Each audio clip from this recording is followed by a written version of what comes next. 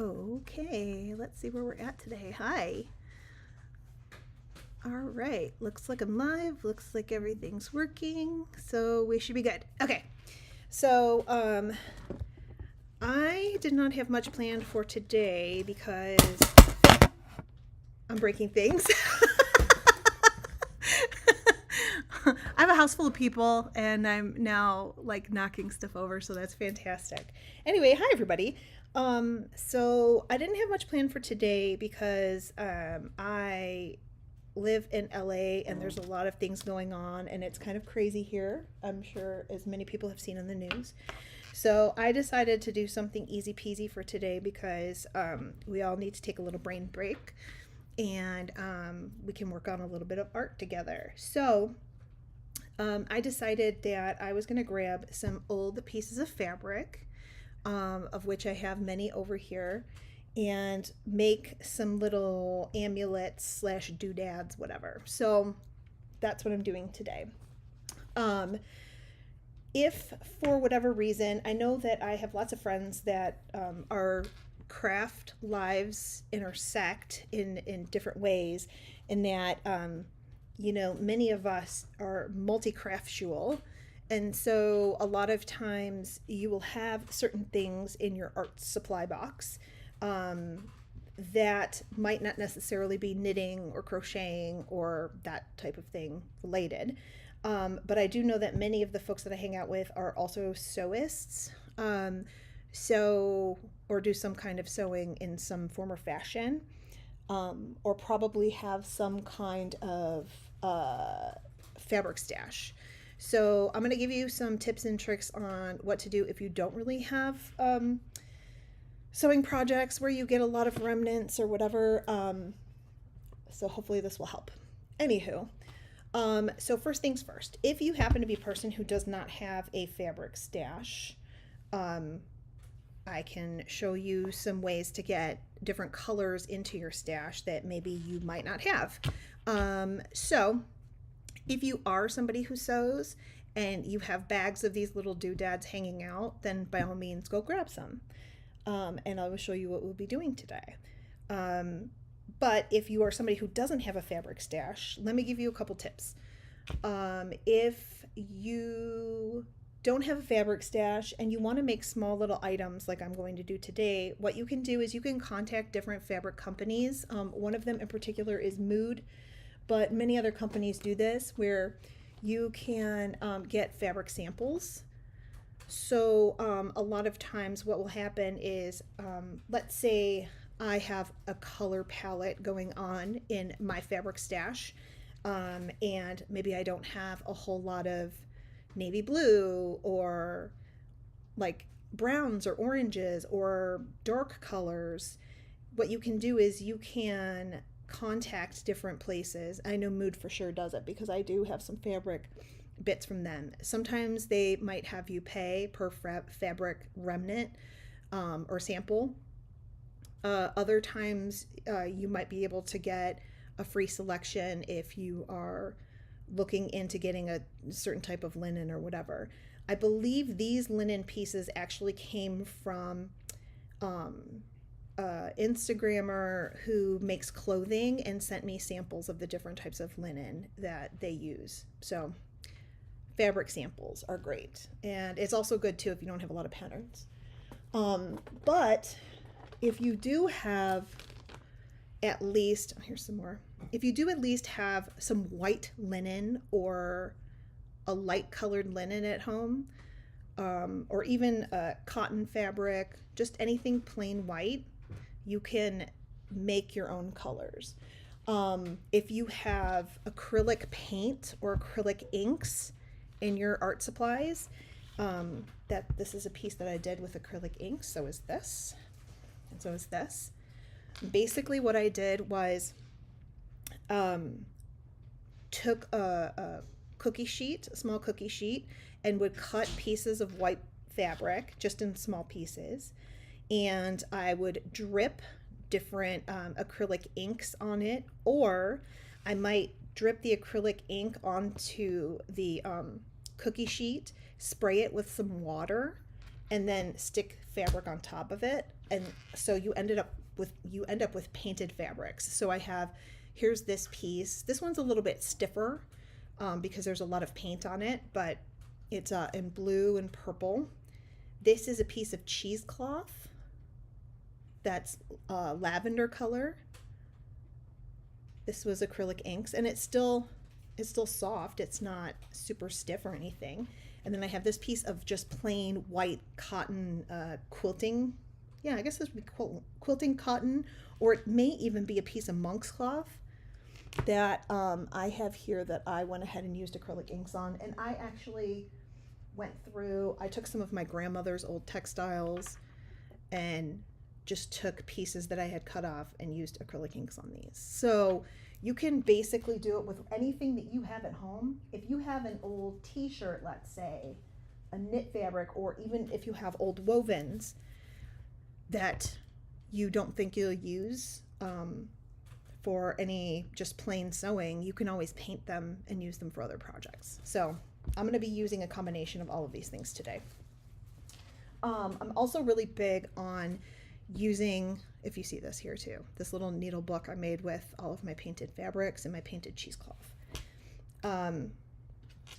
If you have old clothes, you can rip those up. If you, I mean, basically anything, old rags, you can paint those and use those for these.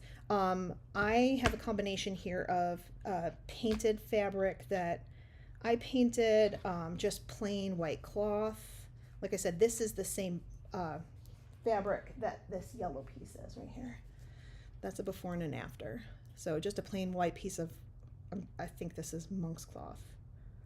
So, and then I also have certain linens in my stash that are shiny. I do like sparkly things. So we have that today. All right, so there's a couple different things that you can try. All you'll need is some fabric and some thread. And for this particular project, what kind of thread do I want to use? I have rayon thread. I also have in here some bits and bobs of embroidery floss that I can use. Oh, here's a piece of embroidery floss. Maybe I'll use this one. So there you go. And you only need, you know, 1 or 2 strands for what we're doing, because what we'll be doing is probably mostly just sewing some of this together. So here I have, we'll start with this one. You can make a little square or rectangle amulet, and for this I'm using my painted fabric, and I'm going to stitch on it after the fact. So you'll see what I'm doing. But if you feel so inclined, you can stitch on it before. You can put messages on it, words, what have you, different motifs. But for now, what I'm going to do is I'm just going to sew this bit together, and then whatever embroidery I'm going to do, I'll do after the fact. This is more just to show you what type of shapes you can make and how you can go about attaching little bits and bobs to it. So let me grab some of this. This is a very small embroidery needle. I'm going to take this piece of embroidery floss. And the embroidery floss I'm using, this I would say is probably like a peach color. There's my little knot.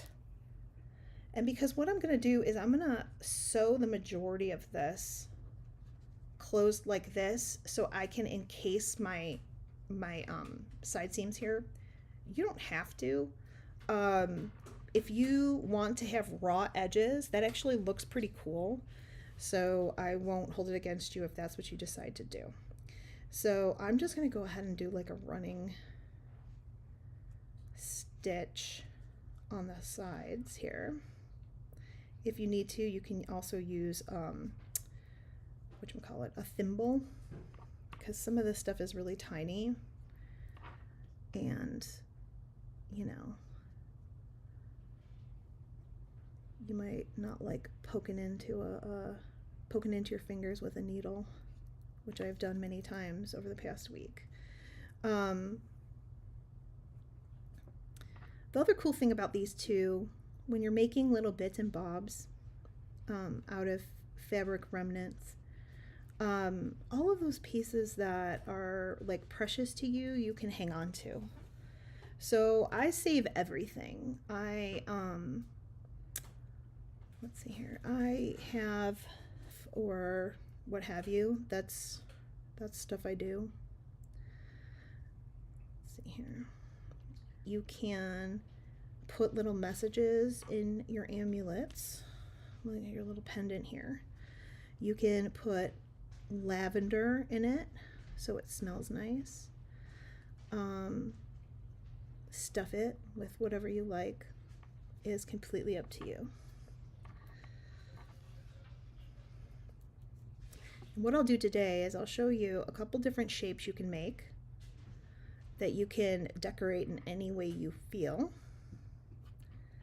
You'll see I have some bits over here too that I can always add to my little fiber scrap pieces. And you know, you can put them together and make them into a necklace or a bracelet or whatever. I know sometimes people who are watching these videos see that I have this bracelet that has beads and little fiber bits and stuff that I put together. So you really can do anything with this, but this is just a good way, like if you happen to be one of those people who saves everything like I do, you can take those little bits and you can make them into something else. That means less stuff that goes in the landfill. It's better for the environment. You can make all kinds of little treasured things. Okay, so I'm gonna do this. Okay, so there I have it sewn on 3 ends there. And then I'm going to try to pop this inside out. Sometimes you might need a little extra help from a pen. Also too, if you want to write letters on any of your fabric, this pen, it's the Friction from Friction Ball Slim in blue from Uniball. These disappear with heat, and a lot of people in the quilting community and stitching communities use these, so it's good to have that on hand should you want to like maybe write a little message or draw something on there before you start stitching it. I have a tendency to just stitch and not draw, so but I mean, it's completely up to you how you build your things here. Okay, so I'm gonna turn this inside out.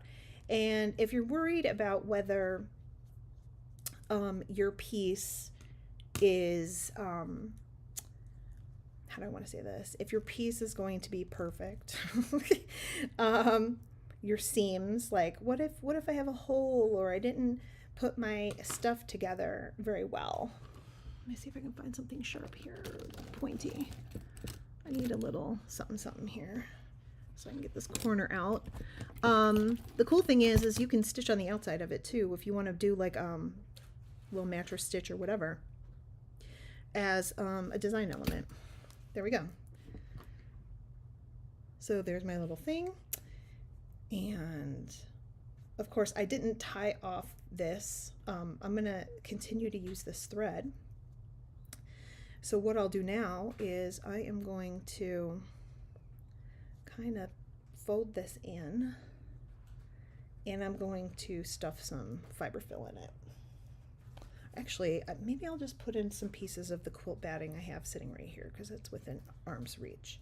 You literally could stuff it with anything. You want to stuff it with more fabric scraps, knock yourself out. It's all about using up what you have in your house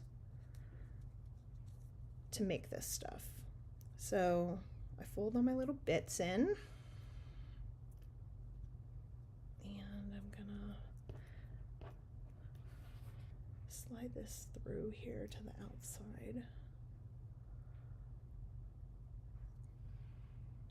like this. So now I have it on the outside and I can zhuzh what I need to zhuzh. like I said, I do this two different ways. In some bits, I will pre-stitch and then sew it together. In other times, I may not think that far ahead, and I will go ahead and put stitching on it after the fact. So here's a little piece of, actually that might be too big, a piece of quilting batting like this. You want to cut it like slightly smaller than your piece. I don't know how much smaller this is. This might be like exactly the same size. And then you just shove it in. Slide it in there. I'm not looking for perfection. So slid it in, zhuzh it out, do what you need to do. So it's got a little bit of squish to it. There you go. So there's my squish. And like I said, I still have this little corner here, don't want to pop out, but there we go. So now I have quilt batting in there. If you want it to be even loftier, I've got these little bits of quilt batting that I cut off a different piece that I'm going to show you in a second. And you can just make your own fiber fill, because why not? Let's not waste any of these pieces, right? Another thing that comes in handy when you have to stuff this thing is if you have a chopstick handy. Chopsticks are great for manipulating the stuff that you're shoving in here. I have flat chopsticks in my house, so they come in really handy, especially when you want to poke out some corners of your fabric. Okay, so there we go. And I feel like I also want a little bit extra something right there. Oh, here's a little piece.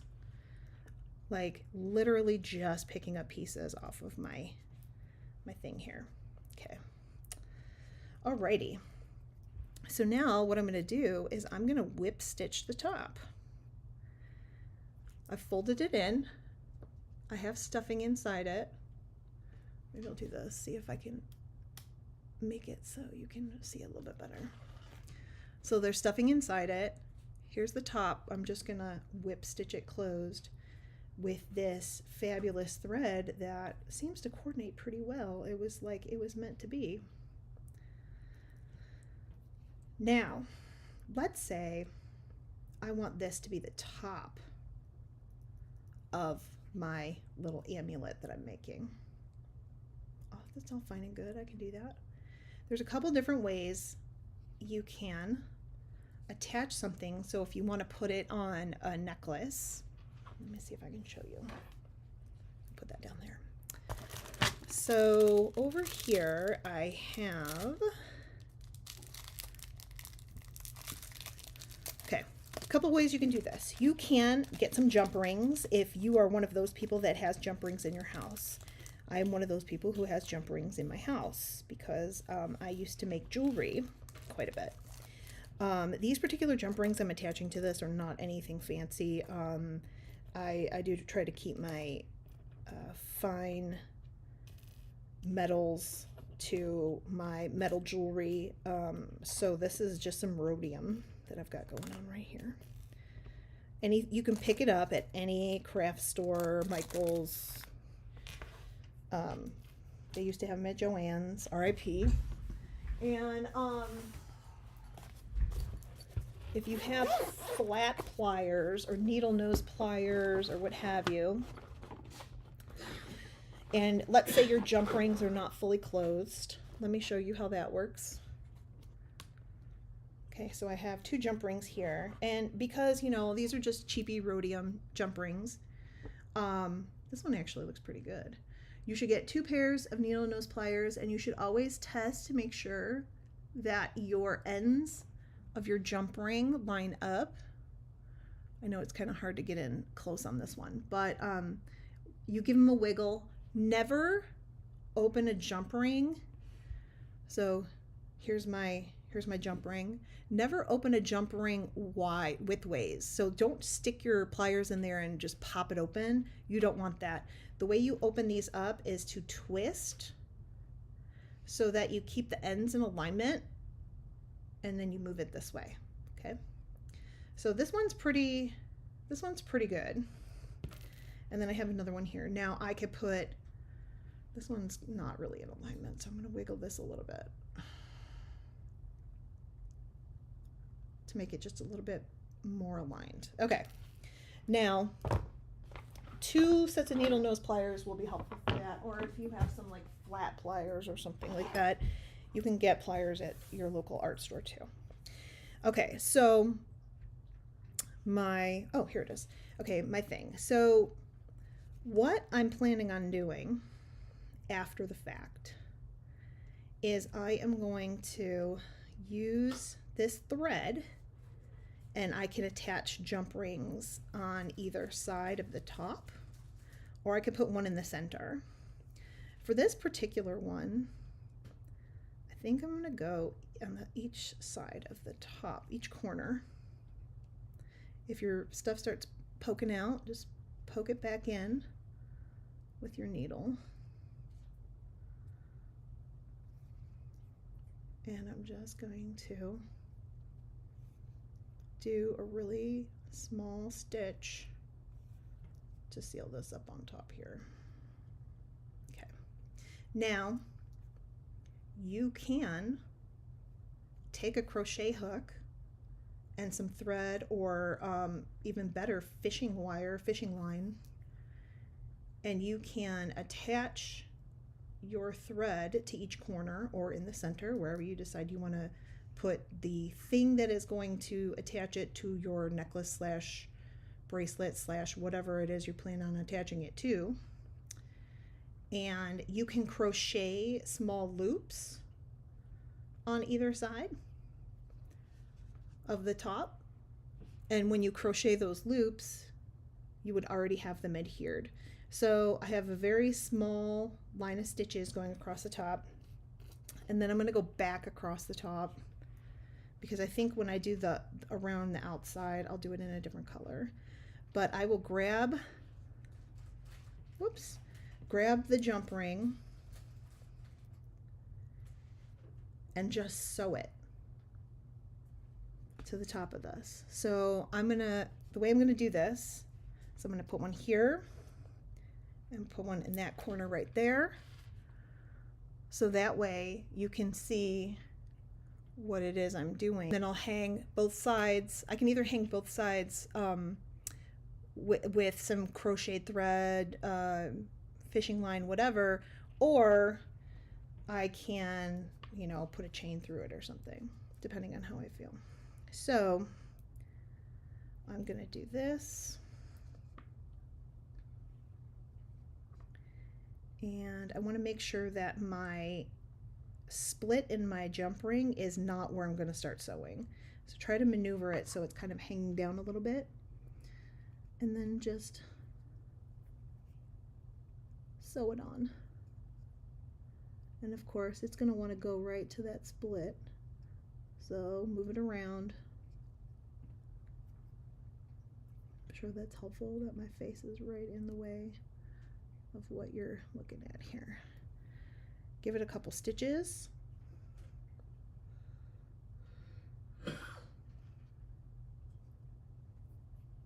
There we go. So there's one side. And you can tie it off here too. Do whatever you feel. I'm going to go in one more time.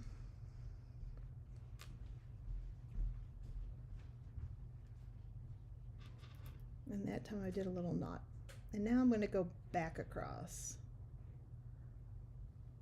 Actually, I'm going to go through here and I'll go back across. And I'm going to do one little stitch here. And then I think what I'll do is I'm going to pop this inside, and then I'm going to go all the way down to the other end. So I'm going to push it in through here. Oh, and then try not to catch your fabric while you're doing this, and then just slide it all the way through till you come out this other side.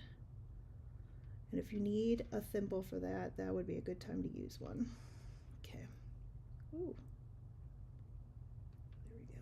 Let's see if I can pull it out. There we go. Also good to have pliers should you need to pull your needle out if it's not long enough. Okay. So we're gonna thread that on, and we're gonna go through here.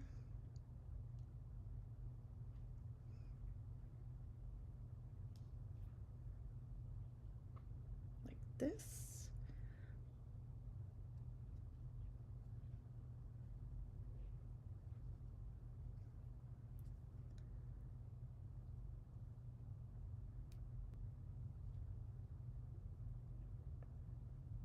So quiet. So you guys, yesterday I saved a baby bird. I'll have to post pictures later. Saved a baby bird in my backyard. Feeling very accomplished. That's my mom shushing my dogs. Getting called out. Okay. There we go. And I'll knot it a couple times here. There's another one. I really love to knot my stuff a lot because I'm always paranoid something's going to fall apart. Okay. There we go. And then you can pop this into the piece and then poke it out anywhere you feel the need. Oh, maybe I didn't do that so neatly, but here. Let's try this.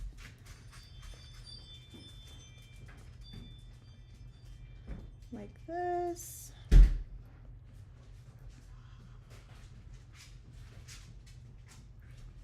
We're going to stick it in, and then we're going to push it out one of the sides here, and then we can cut it off. So that is basically to make a little fabric piece, and then you can stitch on top of it, you can stitch around it, you can decorate it in all different kinds of ways, and we'll do more of that next week because I have a feeling this is going to be a multi-week thing. So we have this one, which I will be stitching on. Okay, next I had a little piece that I was working on here, and this is where we talk about stitching before closing it up of this black fabric, and then I wrote the word resist in some of my lace weight hand spun yarn, and then I put some quilt batting right here behind the stitches, and I'm just gonna fold it over, so there's the back, okay, and then I'm just gonna fold it over again and stitch it closed around the outside. So let me get clothespins, help hold it closed. There we go. Let me get some, what color would we like to use today? I'm just gonna use gray. Okay, so here's some embroidery floss. I don't recommend, if you have hand spun lace weight yarn, make sure it's really, really strong. If you're going to be using it to sew up the outsides of your piece, and make sure it's not going to be something that's going to be like brushed up against or braided against, so that your yarn doesn't snap on the outside. Although you could do that, and if it did, you can just, you know, do some creative mending on that. So right here I've got 2 bits of gray embroidery floss, and I'm going to tie a little knot, 1, 2, 3, like so. Oh, whoopsies, did I lose it? I lost it. Whoops. That's 1, 2, 3. hold it, slide it down. Okay, here's my little resist. And what I'm going to do is I'm going to slide this knot on the inside. Where do I want to do this? Maybe I'll go across this part first. Slide it on the inside, shove my little ends in. You can use it as part of your stuffing if you want it to have some, you know, dimension or what have you. And there's nothing to say that you can't just sew pieces of fabric together and have them flat. You could do that too. But having the dimensions kind of fun. Okay, so I'm gonna do this. Bloop. And you know, it's all about how do you feel today? How do you feel today? I feel like doing mattress stitching on the edges. So that's what I'm gonna do. So I'm gonna mattress stitch up this edge because I don't care if it has raw edges on the sides.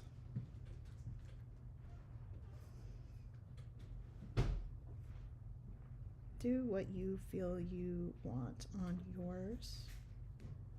Because obviously some of these are very wabi-sabi, folk arty.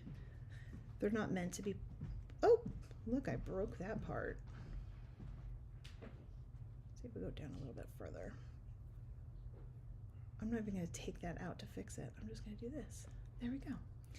Okay, so there we have the one side. And if I decide to change my mind later, I can do another whip stitch and I can just cover this entire side with gray. But for now, I'm just going to do it this way because it's easy and fun. And then I've got this edge here, which is, you know, basically a raw edge. I didn't fold it in. And I'm going to do this.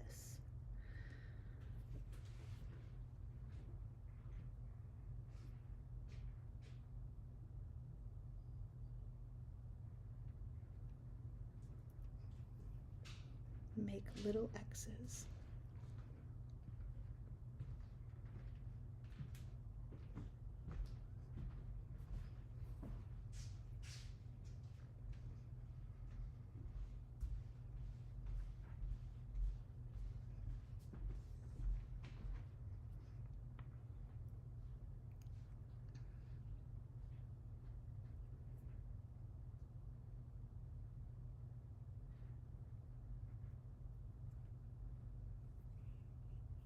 Oops.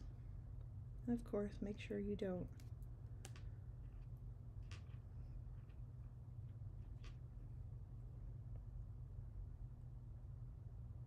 pop through to the other side or anything.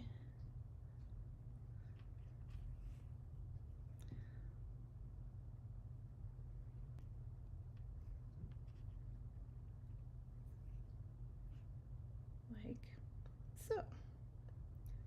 Okay, and then I can go down to this side. And I can already see on this side, I'm not real fond of the way that looks. So I'm going to change it up. And that's, you know, you can do that too.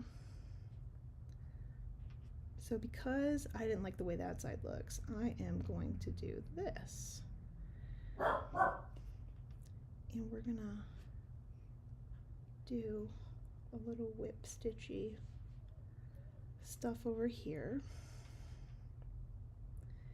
And if you do like a mattress stitch and it doesn't look good, just whip stitch the hell out of it over and over and over again until you have it completely covered. It's kind of like doing that satin stitch on your embroidery, but on the little edges.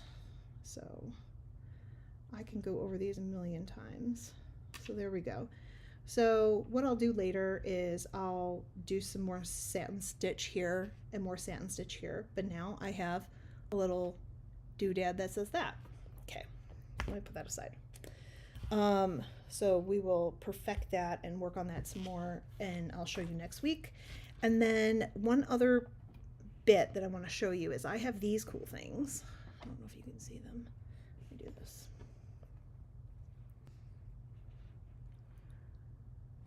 Maybe you can't see them that great there either. They're little triangles. Okay? And these are super fun, and I really like making these. These are some of my favorite things to make. These don't have any stitches on them. I'm just gonna make a plain one. But you can use them as little charms. You can attach like a jump ring to them. They're super fun. And to make one of those, what you need is you need like a square-ish piece of fabric. So I have this square-ish piece of fabric. And what I'm gonna do, let me see if I can move this down here. I don't know if that helps any. It might not. It's probably gonna make it too hot. I'm gonna be underlit. Ooh, scary. Okay, so basically what you do is you get like a square piece of fabric. And for this one, do I still have this on the thing? No. I just lost my needle. Oh no. Oh no. Get a new one. Okay. So, let me grab this one. For this particular one, what you want is to use, I'll use this one. Why not? Use some thread. You can use plain thread. You can use sewing thread if you want. It's up to you. Actually, I thought I might have some sewing thread here. Maybe I don't. Oh, a black sewing thread. Oh, here is, oh, that's bead thread. So many different threads on my desk, you guys. It's kind of crazy right now. We'll just use the blue. Okay. Alrighty, so here's some blue thread. You really can't see it. It's very thin. This is rayon thread. I bought it because it looked cool. My machine doesn't like it. I don't know what I was supposed to use it for. Who knows? Okay, so I am going to thread my needle. I'm going to tie this in a knot. And I'm going to take this piece of fabric, so I'm going to put the right sides together, and I'm going to form like a triangle like that. Okay, you can see I have some extra down here at the end. That's no big deal. We'll take care of that in a minute. So I'm going to do another little stitchy do here like this. And this, the fabric that I am doing this with is actually some Liberty of London bias tape that I just cut a piece off of. Okay. So here's one side, and there we go. I've done my stitches in there. And then what I'm going to do is I'm going to turn it inside out like so. And if you need something sharp, go get a chopstick and poke out your corners. This is not, I do as I say, not as I do. Don't use a pen. You're just going to make yourself sad when you're poking holes in it, because that's what I'm doing. Okay. So we're going to do that, and then, what else do I have here that I can poke it with? Oh! Closed scissors, please be careful. There we go. Let's poke the little corner out. And I didn't tie it off. I'm not really worried about that just yet, because I can always just loosen it up. And then I'm gonna pull on that, okay? So this is what it looks like in a little triangle. And then what you do, and I can cut, I'm gonna trim this just a little bit. You know I had that extra piece. This is where we do some fun stuff. I have that extra piece of fabric that's on the end there. I'm gonna cut it off. I'm just gonna cut right across. You'll see why in a second. Okay, cut that little bit off. I can use that for something else. Alrighty. Now, what I'm gonna do is I am going to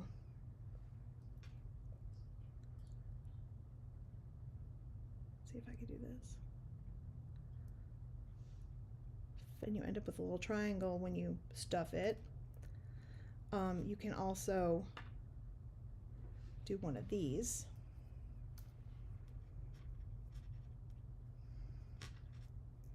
Make a little triangle that way.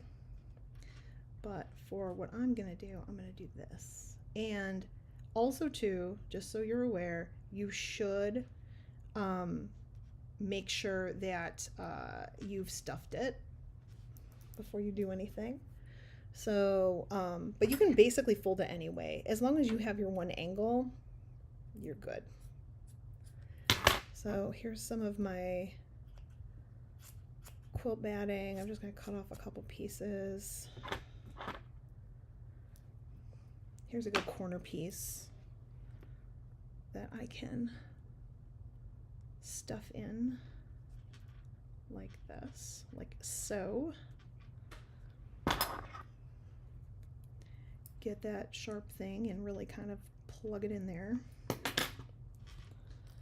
And you can overstuff if you feel so inclined, but I try not to overstuff. Just enough so I can keep it together there. All right. And now what I'm going to do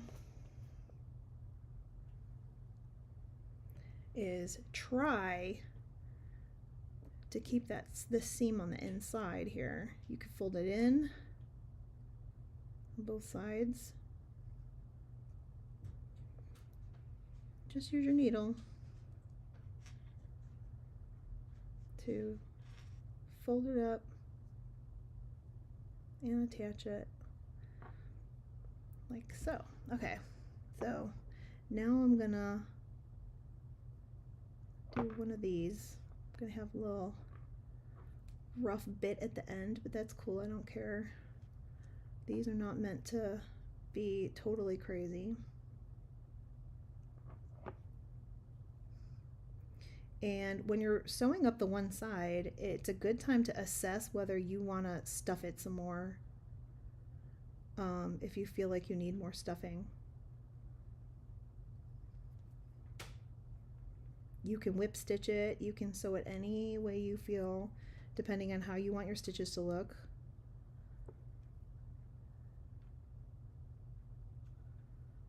Like this, and then I'm gonna do one of these, and then I'm gonna see if I can tie a little knot, maybe on the inside. Or I can just float it across to the other side. Go like this. Little knot. Shove it in. I am gonna have to try to figure out how I can get my camera to do a little bit more up close work here, but there we go. There's one side, so you have like a pointy bit. And I want more stuffing, so I'm gonna get more stuffing here. And because I still have this open side here, I can go ahead and stuff some bits in. And I can do more of a breakdown too next week, and we can look at what I've done to decorate. If you're familiar with any kind of embroidery motifs, those are always good to throw on there. Okay, I've stuffed a little bit more quilt batting in there. I'm gonna pick this out so I can see the end. I'm gonna fold it up a little bit, see if I can tuck the ends in using my needle, like so. And then you can go ahead and sew it together.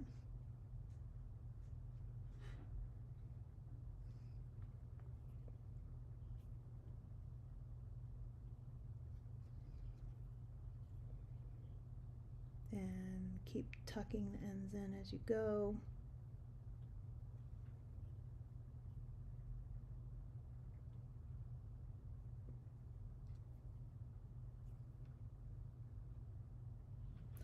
This one looks like a little bit of a traffic cone,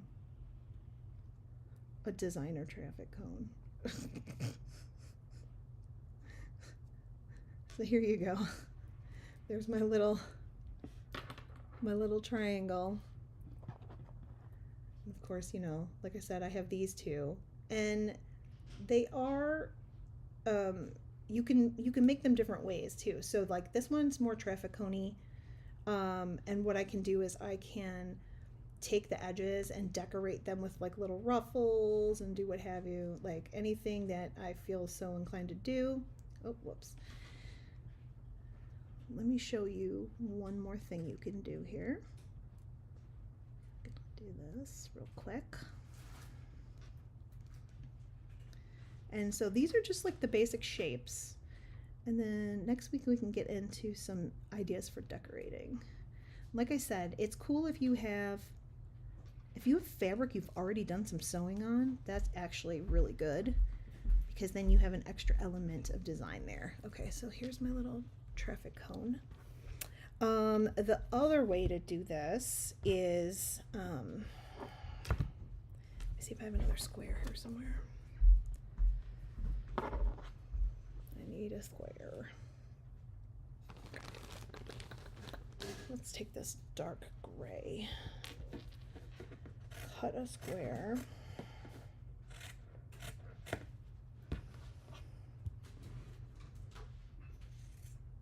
Okay. This is a hell of a wonky square that I've cut.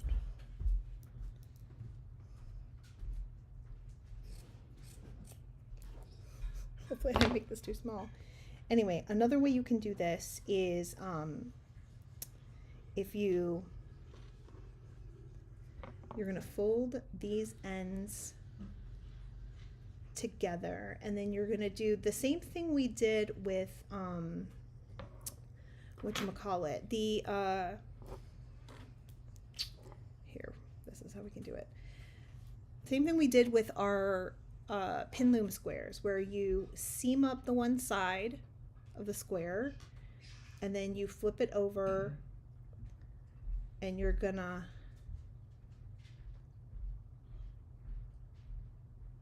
seam that in a straight line, which I can show you again the next time we meet. So that way you can have a squattier. It also too depends on like how you cut your fabric, and then you get a squattier little doodad here. It's just like making the chickens. That's how you would sew it together. So you can make the teeniest, tiniest little baby chickens out of these if you wanted to. They're fun to make. So yeah, so there's different ways you can do it. It doesn't really matter. You just want to get like a sort of a free-formy kind of bit on this. And then what we can do is I can show you how to put a bunch of pieces together so you can make a more cohesive piece. I have all my fabric bits here. But what I'm gonna do, my plan, is to do some stitching on here, some little motifs, and then I'm gonna attach it to a necklace, and I can wear this wherever I want, little squishy bit. And then I am going to go ahead and clean up the edges on this one so it looks nicer next time you see it. And then I'm going to make some more of these little doodads, and maybe if I have enough stuff, I can try to find a way to incorporate all of them together into one piece. We'll see. But yeah, so that's one way you can use your fabric scraps. You can also do this, fabric beads just by rolling them into balls and wrapping them with string.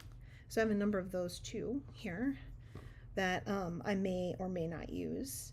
And with these, when you're gonna want to be able to find a way. I think I maybe even made these too dense, but I would probably find a way to put some little jump rings on these and use them as little charms or whatever. And I'm gonna find something to do with this.